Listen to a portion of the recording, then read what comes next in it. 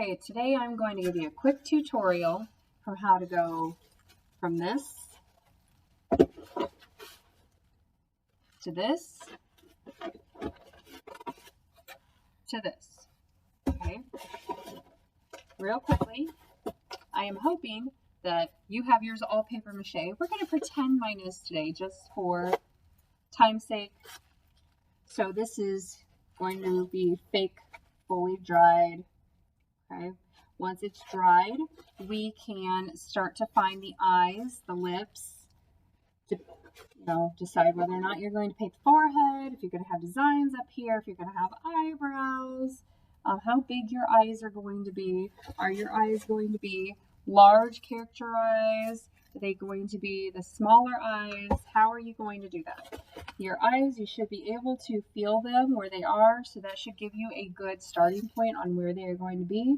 You can actually go right on top of this paper mache with pencil, okay? You can actually go right on top of it with pencil, and I like to kind of find the outside of the eye, kind of follow that around. That's going to give you a good base on how it's going to be. Are you going to just do the heavy outline eye? Are you going to do the fancy all-knowing eye with the scroll at the end of it? You're welcome to look up some different types of eyes, okay, if you would like to. Remember, eyes have the eyeball shape, which is almond shape, okay, oval with pointy at the edges, okay. Then they have the colored part of the eye, and then the pupil is round. And yes, Egyptian eyes were wide open. They were very starey. If you want a hooded eye or an eye with an eyelid, then after you draw this eye, then you would cut off just a little bit of that and plan for an eyelid if you wanted an eyelid, okay? Egyptian eyes, they generally did just the big outline like this with the cat eye at the side.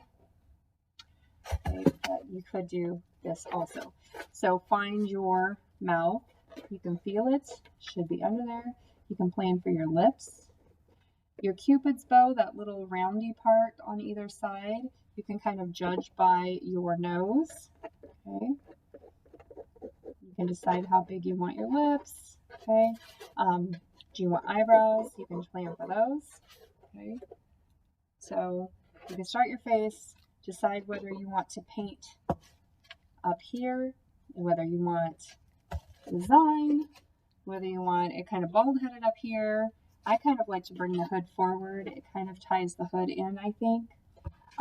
So then when you get to the hood, you can plan this design also. You can at least mark off the bigger parts where you're going to change color, even if you don't mark the pattern, because you can do that after you put your first coat of paint on.